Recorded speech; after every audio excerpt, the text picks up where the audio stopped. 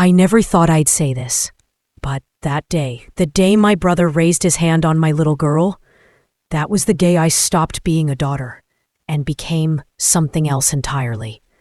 My name is Alina. I'm 32, a single mother of a bright, bubbly 6-year-old girl named Zoya.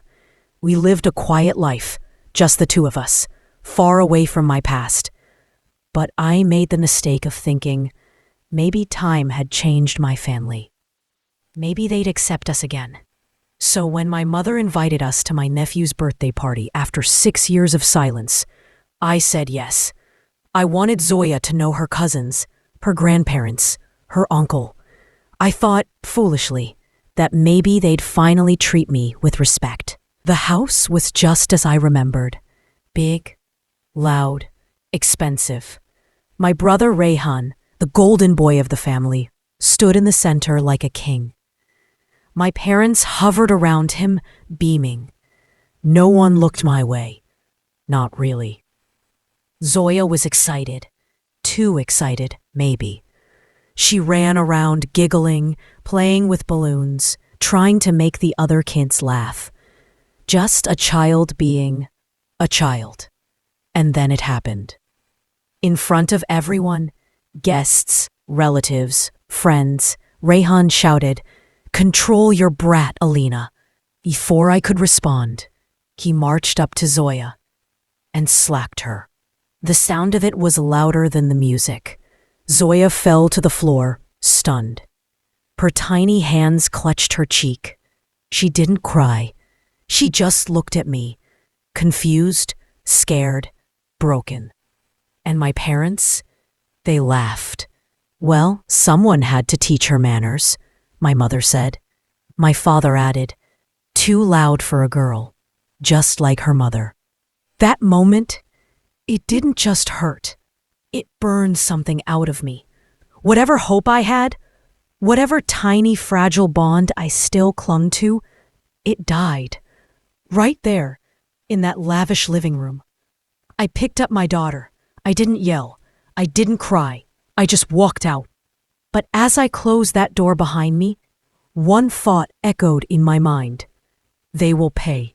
Every single one of them. My daughter fell asleep that night in my arms.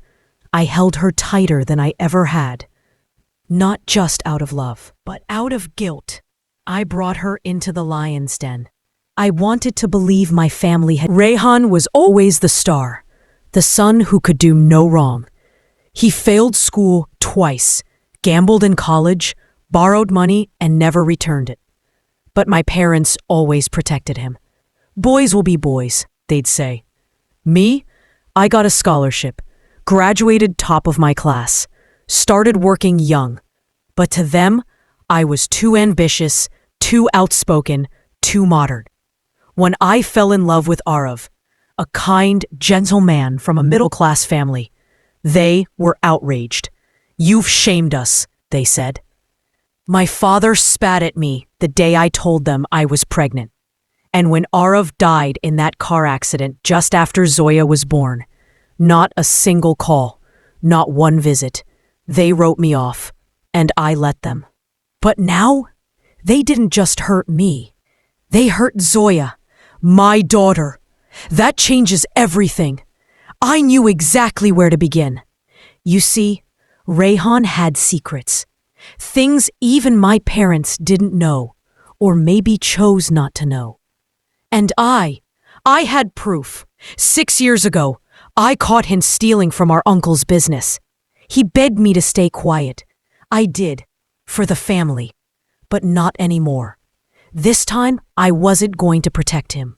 I was going to destroy him, slowly, completely, publicly. They taught me silence, but now they'll hear my voice, and it'll echo through every corner of their perfect little world. Revenge isn't loud. It's silent, surgical, patient. And I had waited long enough. The first step, the old hard drive in my apartment, buried deep in a drawer I never opened. Inside, scanned invoices, bank transfers, and CCTV screenshots. Rayhan's betrayal of Uncle Irfan's business, all neatly archived. I was 26 when I caught him siphoning money using fake vendor accounts. He offered me money to stay quiet. I took nothing, just the evidence. I sent an anonymous package to Uncle Erfin. No note, no name. Just facts.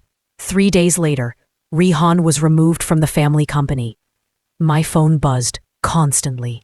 My mother, my father, calling nonstop. I didn't answer. They still didn't know it was me. But I wasn't done. Because the rot wasn't just Rehan.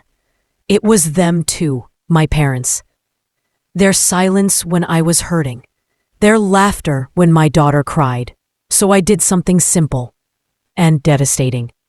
I wrote a blog post, a true story, carefully anonymized, about a daughter abandoned, about a little girl slapped by her uncle while her grandparents watched.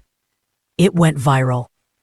If you recognize this story, the final line said, maybe you were part of the reason she had to write it. Their social circle noticed. People whispered. My parents started losing invitations, friends, clients. The damage was slow, but deep. That's when I got a message I didn't expect. From Rehan's wife, Naina. I know what you're doing, she wrote, and I want in. Naina, my sister-in-law, married to Rehan for 7 years. From the outside, they looked like the perfect couple, but behind that curtain was a different story. He controls everything, she told me. My clothes, my phone, even the food I cook. He never hit her, but he didn't have to. He cut her off from her own parents, monitored her spending, isolated her. Classic manipulation. When I saw him slap your daughter, she said, I realized he was becoming worse, that one day it could be our son. She was done being silent, just like me. Bank records, shell companies, even hush money to a girl from his college days. It was worse than we thought. He wasn't just a bad brother or husband. He was a predator, hiding behind charm and a Rolex.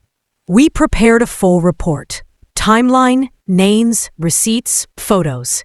And we leaked it. Not to one person, but to everyone. Journalists, clients, family friends, even his old university. The fallout was instant. His business license suspended. His friends gone. My parents furious. They came to my door finally. How could you do this to your own brother? My mother cried. You've ruined the family name. I looked at her, calm. No, I said. He ruined it. I just turned on the lights. Rehan spiraled fast. Jobless, sued, reputation shattered. But there was one last thing to do, and the man who once slapped my daughter for laughing too loud walked out of that courtroom alone. Jobless, loveless, powerless. A few weeks later, I took Zoya to the park.